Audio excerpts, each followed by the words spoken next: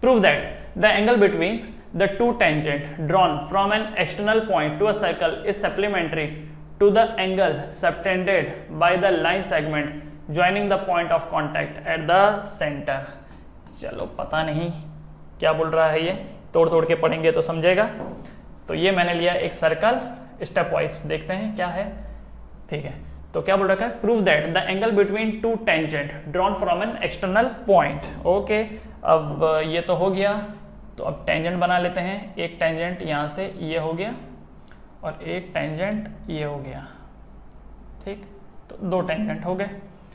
तो prove that the angle between the two tangent drawn from an external point, इसको external point को P का नाम दे देते हैं, to a circle is supplementary to the angle subtended by the line segment joining the point of contact at the centre. Okay, इसका मतलब ये कह रहा है कि ये पॉइंट ऑफ कांटेक्ट से सेंटर की तरफ है, ये पॉइंट ऑफ कांटेक्ट से सेंटर की तरफ है। तो ये कहना चाह रहा है कि प्रूफ करो कि ये वाला जो एंगल है और ये वाला एंगल है, ये दोनों एंगल सप्लीमेंट्री है।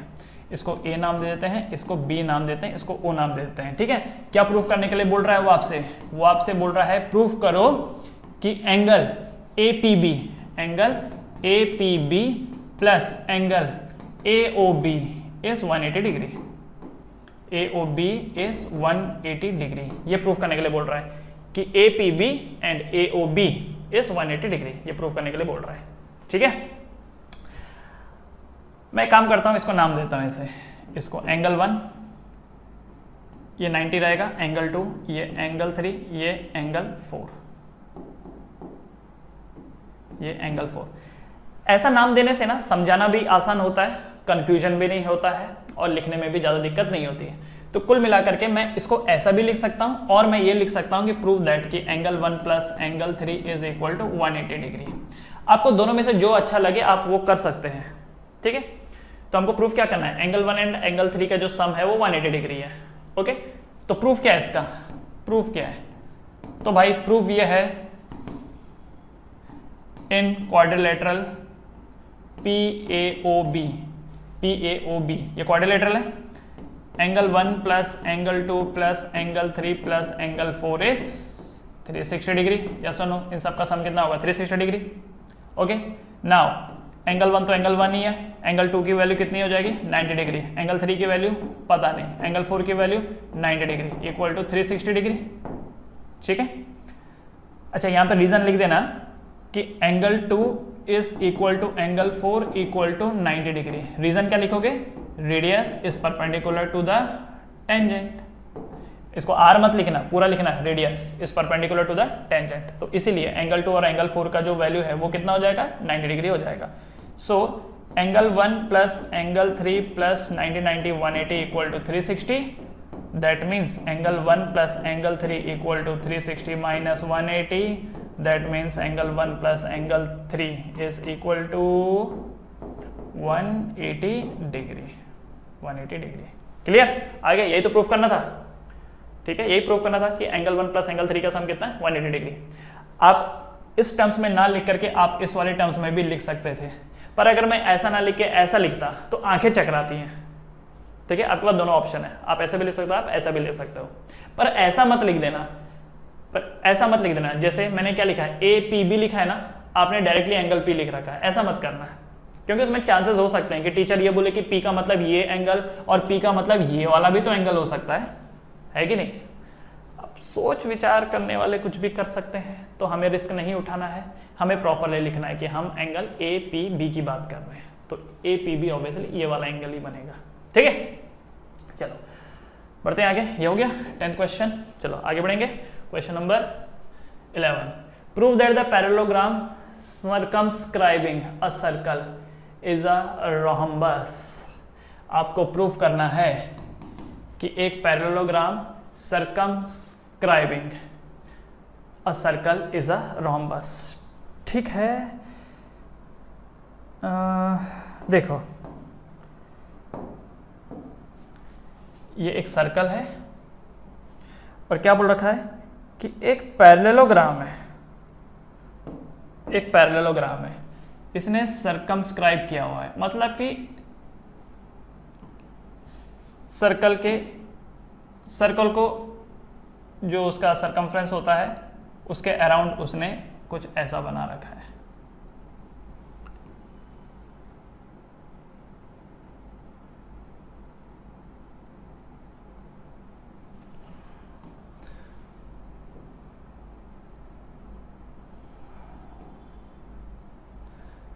चलिए थोड़ा जैसा भी मेरे से बन सका मैंने बनाया, आई डोंट नो कि परफेक्ट दिख रहा है वहां से। हाँ चलो ठीक है। तो यहाँ पर गिवन आपके पास क्या है, गिवन हमारे पास ये है कि this is A, this is B, this is C and this is D, और इसका नाम दे देते हैं यहाँ पर P, this is Q, this is R and this is S. ठीक है, तो गिवन है कि A B C D is a parallelogram. Given है कि ABCD इज अ पैरेललोग्राम। अगर ABCD एक पैरेललोग्राम है तो इसका मतलब क्या है, which implies AB is parallel to CD and AB is equal to CD, क्योंकि पैरेललोग्राम में क्या होता है, ऑपोजिट साइड पैरेलल होने के साथ साथ इक्वल होती है, and BC is parallel to AD and BC is equal to AD। ये भी चीज हमने देखी है। ठीक है, तो देखो ये क्या है, prove that the parallelogram circumscribing a circle. ये पैरेललोग्राम है, उसने सर्कल को क्या कर रखा है, उसके सर्कमफ्रेंस को घेर रखा उसने। ठीक है, पैरेललोग्राम ने सर्कमफ्रेंस को घेर रखा है, तो ये गिवन है। ठीक है, ABCD is a parallelogram and to proof क्या करना है, प्रूफ ये करना है कि ABCD is a rhombus. ABCD is a rhombus. अब मुझे एक चीज बताओ, पैरेललोग्राम और रोम्बस में फर्क क्या है? पैरेललोग्राम और रोम्बस में फर्क क्या है? सिर्फ एक ही फर्क है। फर्क यह है कि रोम्बस में सारी साइड्स इक्वल होती है, पैरेललोग्राम में इक्वल नहीं होती। पैरेललोग्राम में ओनली ऑपोजिट पेयर इक्वल होती हैं। बाकी जो भी प्रॉपर्टीज रोम्बस की हैं वही प्रॉपर्टी आपको पैरेललोग्राम की देखने को मिलेगी। डिफरेंस क्या है कि रोम्बस में opposite sides are equal, all the opposite side. मैं ये बोल सकता हूँ कि अगर मेरे पास एक स्क्वायर है, स्क्वायर को मैं टिल्ट कर दूं तो रोम्बस बनता है, पर अगर मैं रेक्टेंगल को ऐसा टिल्ट कर दूं तो वो पैरेललोग्राम बनता है। ठीक है, तो जो डिफरेंस एक स्क्वायर एंड एक रेक्टेंगल में है वही डिफरेंस एक रोम्बस में एंड एक पैरेललोग्राम में है। तो कल के दिन किसी ने आपसे पूछ लिया कि प्रूफ करो कि ये रेक्टेंगल नहीं है, ये स्क्वायर है, तो कैसे प्रूफ करेंगे? बस एक ही चीज प्रूफ करने की जरूरत है कि देखो सारी साइड्स इक्वल है ना, तो मतलब ये स्क्वायर है। उसी तरीके से प्रूफ करने को बोला है कि पैरेललोग्राम को प्रूफ करो कि ये रोम्बस है, तो कैसे प्रूफ करेंगे? पैरेललोग्राम की अगर सारी साइड आपने इक्वल प्रूफ कर दी तो समझ लो कि वो रोम्बस है फिर। ठीक है, सो prove that ABCD is a rhombus. तो यहाँ पर क्या है, जो इसका प्रूफ क्या है, इसका प्रूफ करो कि सभी साइडें इक्वल है। फिलहाल आपको क्या पता है? फिलहाल हमको पता है कि AB CD के बराबर है, ठीक है, एंड BC AD के बराबर है, क्योंकि ये तो दिया हुआ है। देखो इतना तो आपको पता है कि AP की वैल्यू AS के बराबर होगी, PB की वैल्यू BQ के बराबर होगी, CQ की वैल्यू CR के बराबर होगी एंड RD की वैल्यू DS के बराबर होगी। ओके, तो एक काम करते हैं, AP को मैं ना नाम दे देता हूं X। लेट्स से ये जो वैल्यू है ये वैल्यू है X। Okay, this value is X। Let's say ये X है, अगर ये X होगी तो ये भी वैल्यू X होगी, राइट। मान लेते हैं कि ये वैल्यू Y है, PB Y है, तो ये BQ भी तो Y होगा। मान लेते हैं CQ Z है, तो ये वाली वैल्यू भी तो Z होगी। मान लेते हैं RD M है, तो ये DS भी तो M होगा, है कि नहीं। एक्सटर्नल पॉइंट से जो ये टेंजेंट बनते हैं ये सब इक्वल लेंथ के रहते हैं। ओके, तो अब समझिए जरा इसको मैं क्या कर रहा हूं यहाँ पे। देखो नाउ प्रूफ करना है अपने को ABCD इज रोम्बस। प्रूफ करने का तरीका क्या है, AB वैसे ही CD के बराबर है, BC AD के बराबर है, बस इतना देख लो। अगर CD BC के बराबर हो जाता है या AB AD के बराबर हो जाता है ना, तो बात बन जाएगी। तो देखिए क्या करेंगे फिलहाल ये जो मैंने लिखा है AB इक्वल टू CD, इसी से शुरुआत करते हैं। AB equal to CD, AB की वैल्यू कितनी है, x प्लस वाई। AB की वैल्यू कितनी है, ये देखो, ये AB की वैल्यू कितनी है, x plus y equal to CD की वैल्यू कितनी है, CD की value m plus z. CD की वैल्यू कितनी है, m plus Z. Let's say ये मेरा इक्वेशन नंबर 1 है, यहाँ से डिराइव किया मैंने AB इक्वल टू CD से। तो AB equal to CD, AB की वैल्यू कितनी है, x plus y and CD की वैल्यू कितनी है, m प्लस जेड। ओके, दूसरा मैं ये ले लेता हूँ BC equal to AD, BC equal to AD। BC की value y plus z, BC की value y plus z equal to AD की value x plus m, this is my equation number 2। ये मेरी इक्वेशन नंबर 1 है, ये मेरी equation number 2 है। ठीक है, तो अब मैं एक काम कर सकता हूँ कि इन दोनों को ऐड करके देख लेता हूँ। एडिंग 1 एंड 2, देखते हैं क्या होता है। 1 एंड 2 को मैं ऐड कर देता हूँ। तो LHS देखो क्या है, अगर मैं 1 एंड 2 को ऐड करूंगा तो LHS के साथ ऐड होगा एंड RHS के साथ ऐड होगा। ठीक है, तो लेफ्ट साइड क्या बना, x plus Y plus z is equal to m plus z plus x plus n। ठीक है, यही बना। AB की वैल्यू क्या डाली, x प्लस वाई, CD की वैल्यू क्या डाली, m प्लस जेड। ठीक है, BC की वैल्यू कितनी डाली, y plus Z and DA की वैल्यू डाली x प्लस m। तो दोनों को ऐड कर देते हैं, तो ये क्या बना, x plus 2y plus z equal to x plus 2m plus z, यही बना, x plus 2m plus z. x से x कैंसिल, z से z cancel, so 2y equal to 2m, 2y equal to 2m, फिर 2 से 2 भी cancel. इसका मतलब y की वैल्यू किसके बराबर हो गई, m के बराबर हो गई। ठीक है, क्या पता चला इससे, y की वैल्यू m के बराबर हो गई, y की जो वैल्यू है वो m के बराबर हो गई। ठीक है, तो इसका मतलब जहां जहां पर y है वहां पर मैं क्या लिख सकता हूं, m लिख सकता हूं। नाउ सब्स्टिट्यूटिंग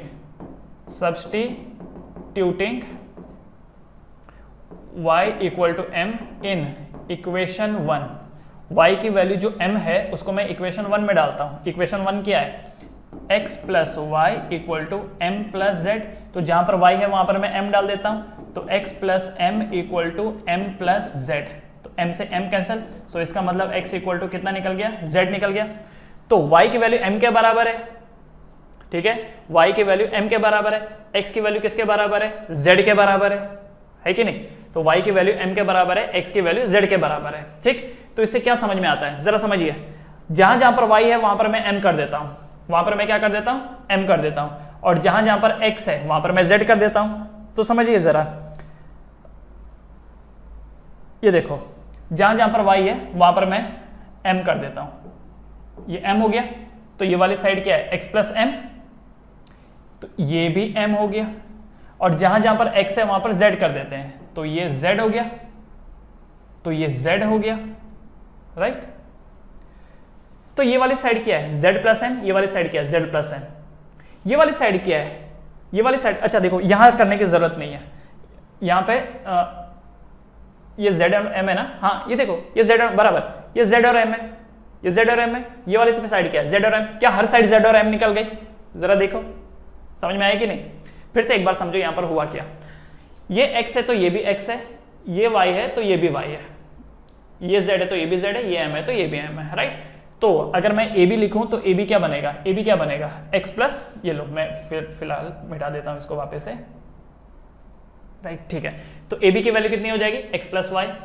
CD की वैल्यू कितनी हो जाएगी, CD की वैल्यू कितनी, m प्लस जेड होगी।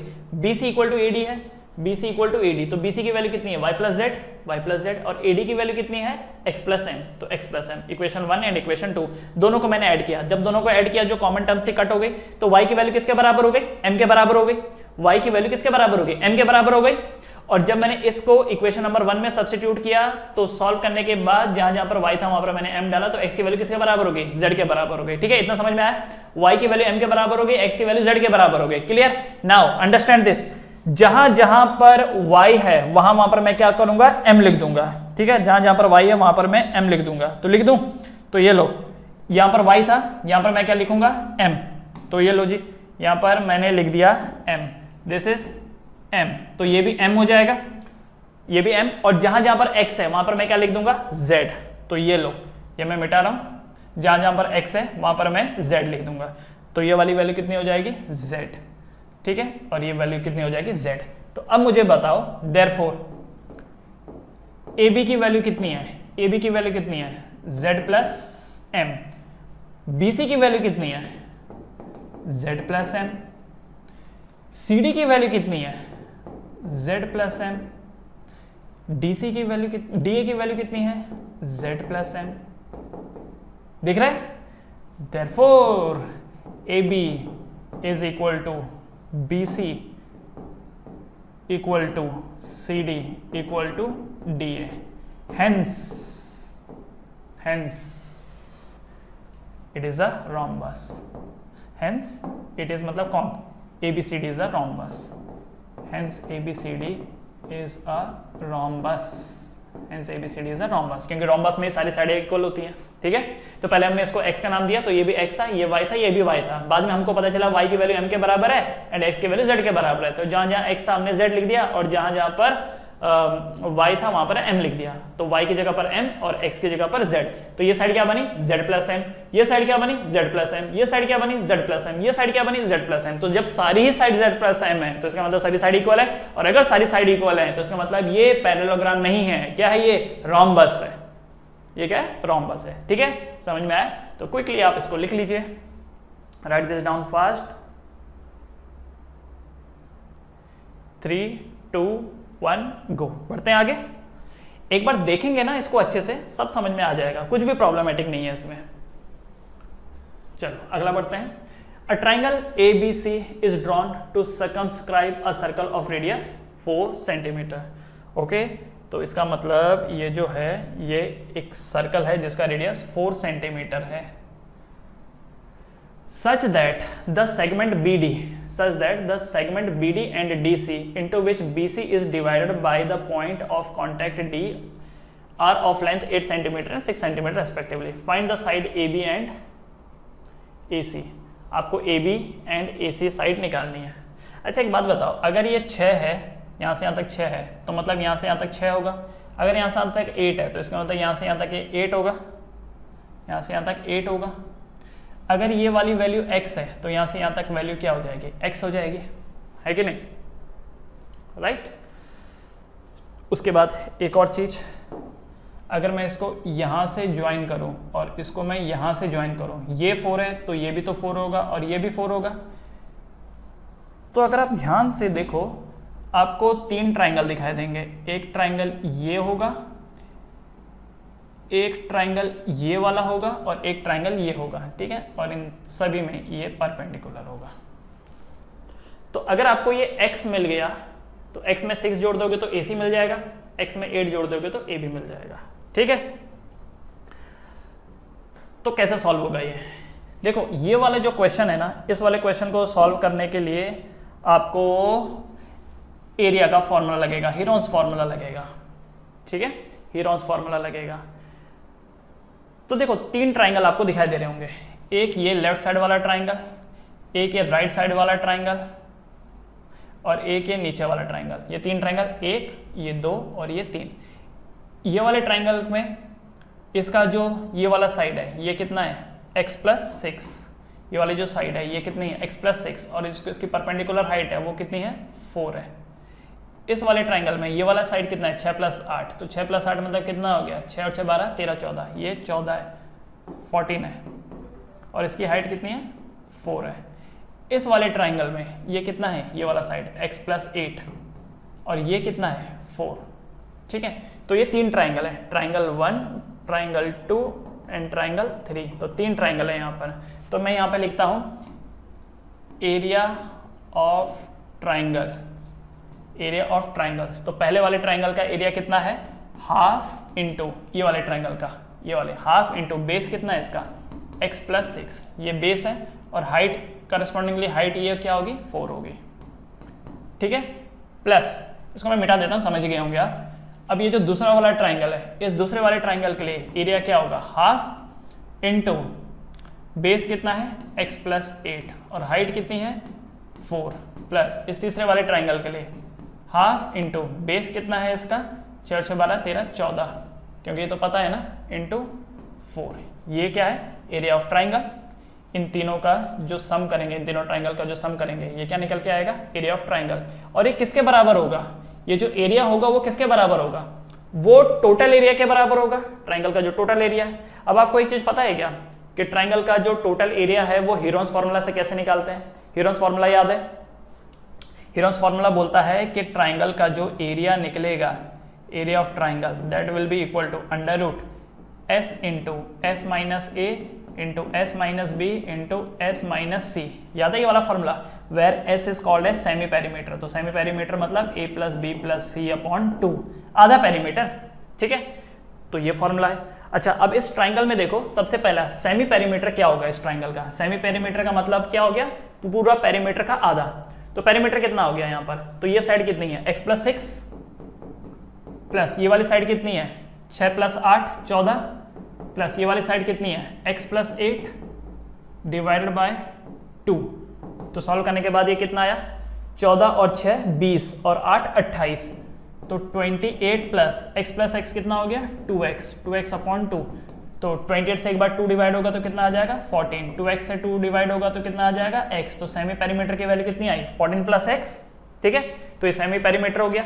तो अब इस फॉर्मूले में डालेंगे, ये वाला जो फॉर्मूला है ये डालेंगे। तो ये जो इन तीनों ट्राइंगल का जो सम होगा एरिया का, वो टोटल ट्राइंगल के सम के बराबर होगा। और टोटल ट्राइंगल का जो सम है एरिया का वो क्या है? अंडर रूट ब्रैकेट में s कितना है? 14 plus x, 14 plus x into 14 plus x minus a का मतलब पहली साइड। तो पहली साइड क्या है? Minus x minus 6। ठीक है, इंटू 14 प्लस एक्स माइनस दूसरी साइड कितनी है?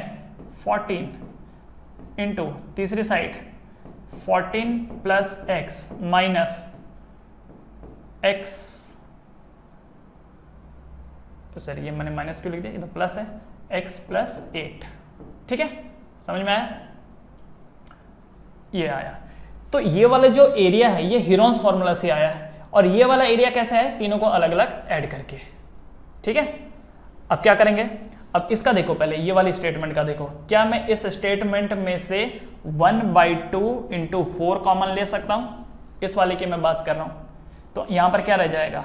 x प्लस 4 प्लस x plus 8 plus 14 equal to, अब इस वाले में देखो, इस वाले में 14 प्लस एक्स, तो ये बाहर है, अंदर 14 प्लस एक्स, जब ये ब्रैकेट ओपन होगा तो क्या होगा? 14 प्लस एक्स माइनस 6, यही होगा।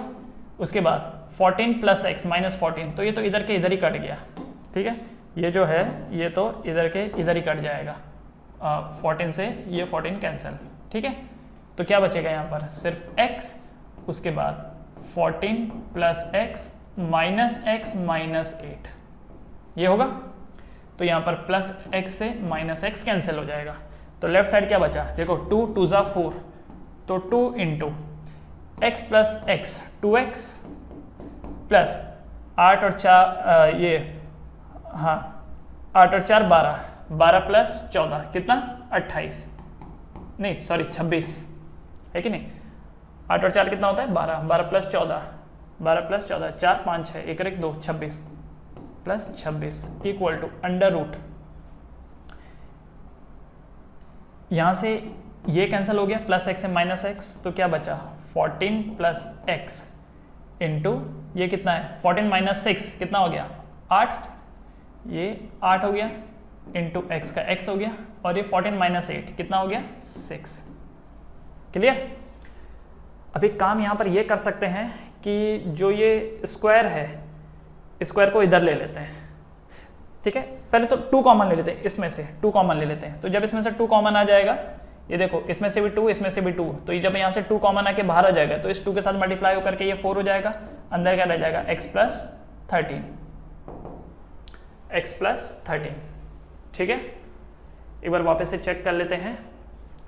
हाफ इसका बेस x प्लस 6 और इसकी हाइट 4 है, हाफ इसका बेस x प्लस 8 और इसकी हाइट 4 है, प्लस हाफ इसका बेस 6 4 13 14 और इसकी हाइट 4 है। तो हाफ एंड 4 कॉमन लिया, अंदर बच्चा बच्चों एक गड़बड़ यहाँ पर, वही तो मैं सोचूं गड़बड़ होने का वो क्यों? ये तो x प्लस 6 था ना, ये x प्लस 6 है एक्चुअली। ठीक है, तो ये 26 ना होकर के ये 28 होगा, ये ध्यान दीजिएगा ज़रा, ये x प्लस 6 है। ठीक है, तो ये 28 है, तो ये हो जाएगा 14। ठीक, और फिर ये हो जाएगा अंडर रूट, ये वाली जो चीज़ है 14 प्लस एक्स को मैं क्या x प्लस 14 लिख दूँ?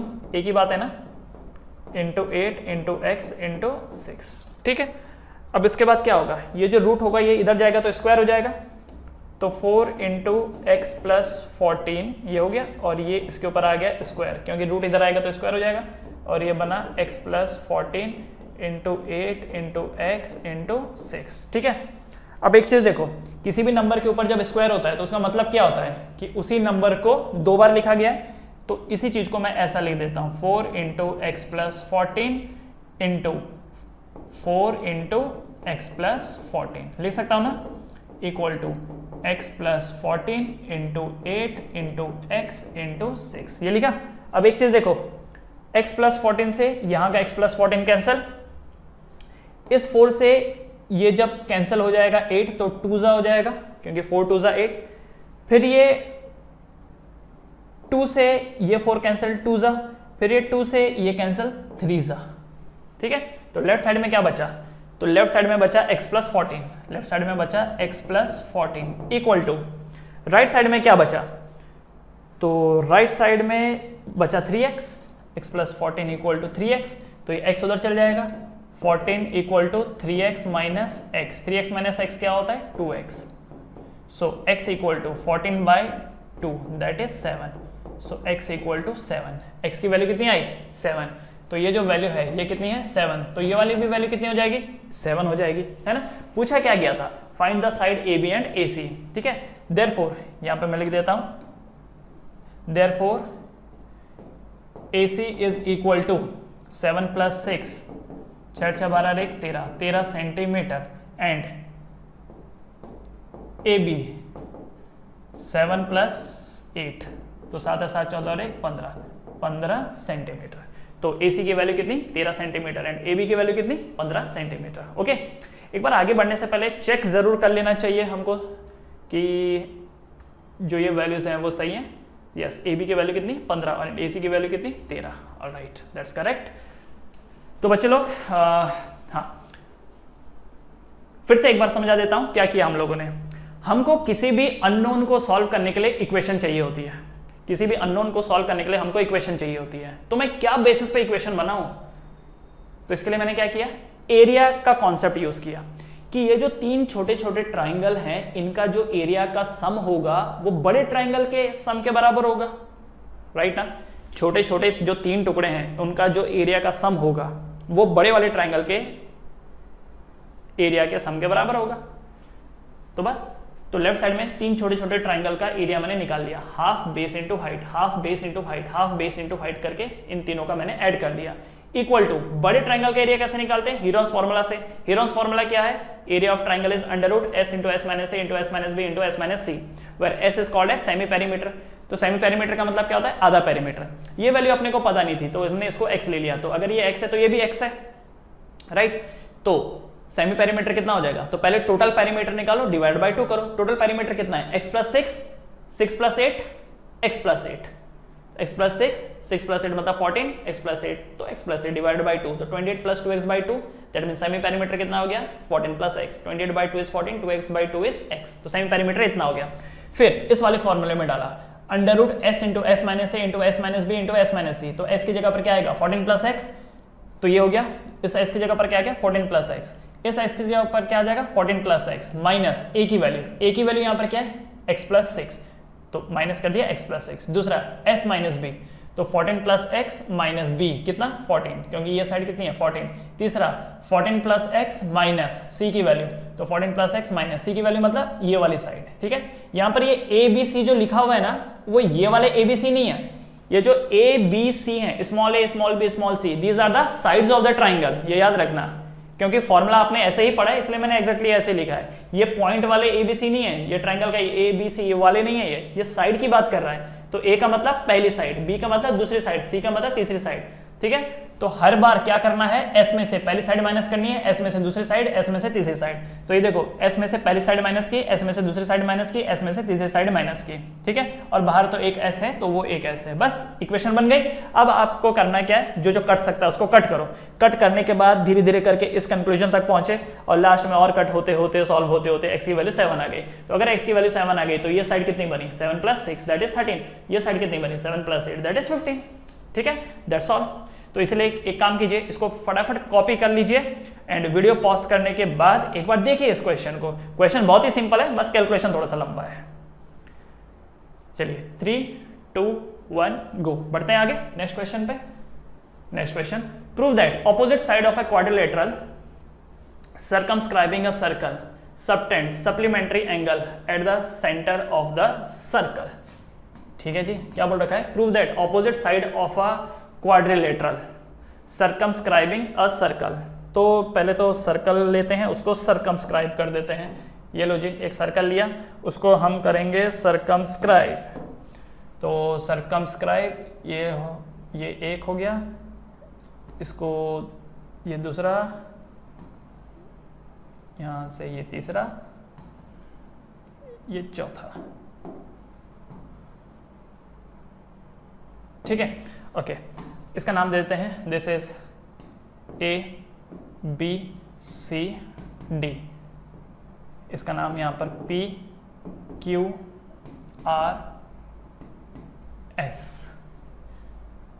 हाँ, तो क्या बोल रखा है? Prove that opposite side of a quadrilateral circumscribing a circle subtend supplementary angle at the center of the circle, at the center of the circle।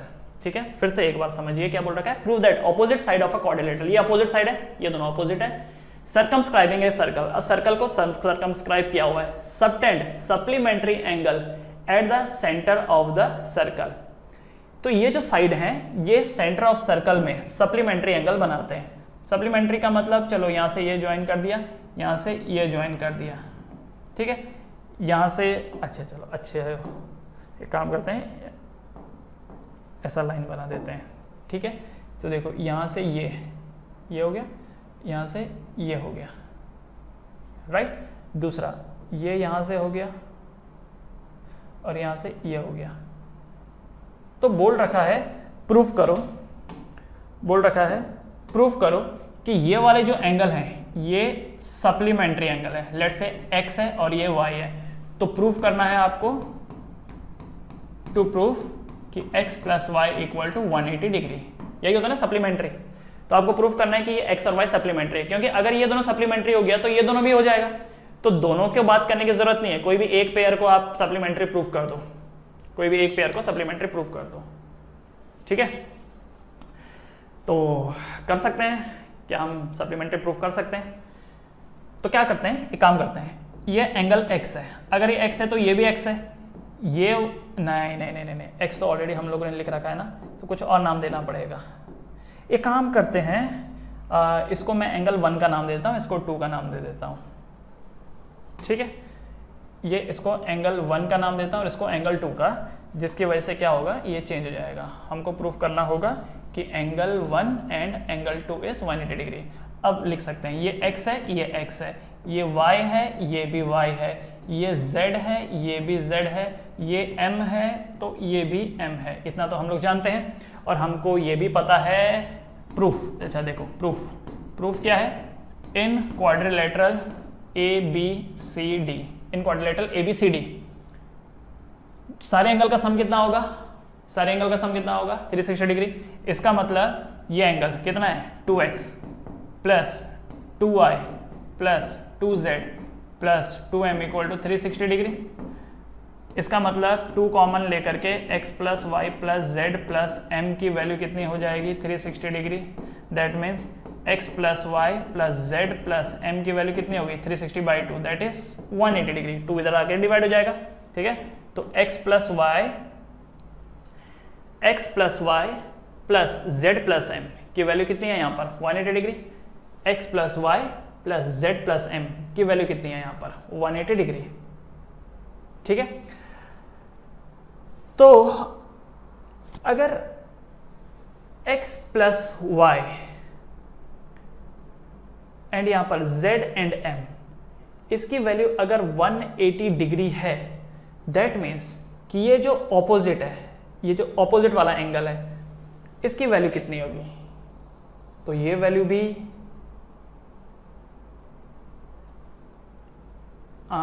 एक काम ये कर लेते हैं कि इन ट्राइंगल इसको O नाम देते हैं, इन triangle AOB and triangle DOC, ठीक है, AOB एंड DOC। अब यहां पर देखो AOB में देखो एंगल X, ठीक है, X plus Y plus angle 1 plus इसमें देखो इस वाले ट्राइंगल में DOC में देखो Z plus M plus angle 2 will be equal to 360 degree. इन दोनों का जो सम होगा वो 360 डिग्री होगा, क्योंकि हर एक ट्राइंगल का जो सम होता है वो कितना होता है, 180 डिग्री होता है। या अगर आपको ऐसा सही नहीं लग रहा है तो आप एक और काम ये कर सकते हो, अगर ऐसा आपको ठीक नहीं लग रहा तो एक और काम ये किया जा सकता है, यहां पर सिर्फ पहले इसका ले लो, आप सिर्फ पहले AOB का ले लो, in triangle AOB x plus Y plus angle 1 equal to 180 degree, ठीक है। एंड इन ट्राइंगल DOC, तो DOC में क्या है, M plus Z plus angle 2 is 180 degree. This is equation number 1 and this is equation number 2, ठीक है। अब 1 plus 2 कर दो, 1 इन 2 को ऐड कर दो, तो क्या बन जाएगा ये, x plus Y plus angle 1 plus m plus z plus angle 2 equal to 180 plus 180 plus 180 that is 360। अब आप एक चीज देखो, x plus Y plus z plus m की वैल्यू कितनी, 180 डिग्री है। तो जहां पर x है, जहां पर y है, जहां पर z है और जहां पर m है, वहां की जो मैं वैल्यू है उसे क्या लिख दूंगा, 180 डिग्री। तो जहां पर x है, जहां पर y है, जहां पर z है एंड जहां पर m है, इनकी वैल्यू क्या हो जाएगी, 180 हो जाएगी। So 180 plus angle 1 plus angle 2 equal to 360। That means यहां लिख देता हूं मैं, चल एक काम करता हूं, यहां पे सॉल्व करता हूं। That means angle 1 plus angle 2 will be equal to 360 minus 180। Therefore angle 1 plus angle 2 is equal to 180 degree. यही प्रूफ करना था। एंगल 1 एंड एंगल 2 की वैल्यू कितनी है, 180 डिग्री। आया, प्रूफ यही करना था, यही प्रूफ करना था। एंगल 1 प्लस एंगल 2 180 डिग्री, आ गया वही चीज। तो इसलिए मैं क्या बोल सकता हूं, देयरफॉर जो यहां पर बोला है, opposite side of a quadrilateral subscribing a circle subtend supplementary angle. तो बना रहे ना, एंगल 1 और एंगल 2 का सम कितना है, 180 डिग्री, और 180 डिग्री ही तो सप्लीमेंट्री है। Clear everyone. चलिए एक बार मैं फिर से समझा देता हूं। मैंने यहां पर क्या किया, पहले तो ये डायग्राम बनाया, ये एंगल x है तो ये भी x है, ये y है, ये भी y, ये z, ये m है तो ये m है, ठीक है। ये एंगल 1 है और ये एंगल 2 है। तो प्रूफ क्या करना है कि एंगल 1 प्लस एंगल 2 की वैल्यू 180 डिग्री है। प्रूफ क्या करना है कि उन दो का जो सम है वो सप्लीमेंट्री है। सप्लीमेंट्री मतलब 1 एंड 2 को ऐड करेंगे तो कितना आंसर आएगा, 180 डिग्री आएगा। अब हमने क्या किया, इस क्वाड्रिलेटरल को कंसीडर किया। तो क्वाड्रिलेटरल में क्या होता है, ये जितने भी एंगल होते हैं सबका सम कितना होता है, 360। मतलब ये वाला एंगल कितना है, 2x, ये वाला जो एंगल है ये कितना है, 2x plus 2y plus 2z plus 2m की वैल्यू कितनी होगी, 360 डिग्री। 2 कॉमन ले लिया, x plus Y plus z plus m की वैल्यू कितनी होगी, 360। तो इसका मतलब x plus Y plus z plus m की वैल्यू कितनी हो जाएगी, 180 डिग्री। ये एक बात हो गई कि x y z m की वैल्यू कितनी हो गई, 180 डिग्री हो गई, एक बात हो गई, ठीक है। अब हम इस ट्राइंगल को कंसीडर करेंगे AOB को। तो AOB में क्या होगा, x plus Y plus angle 1 is 180 degree. Angle DOC को कंसीडर करो, angle Z plus angle M plus angle 2 की वैल्यू 180 डिग्री हो जाएगी। अब इन दोनों को ऐड करो तो LHS LHS के साथ ऐड अप हो जाएगा, RHS RHS के साथ। तो LHS LHS के साथ जब ऐड होगा तो x plus Y plus angle 1 plus M plus Z plus angle 2 equal to 180 plus 180। ये हुआ 180 प्लस 180 360। तो अब यहाँ पर एक चीज देखो, x plus Y plus z plus m की वैल्यू 180 थी, तो यहाँ पर x plus Y plus m plus z को हटा दो और उसकी जगह क्या डाल देंगे, 180। बचा क्या, एंगल 1 एंड एंगल 2।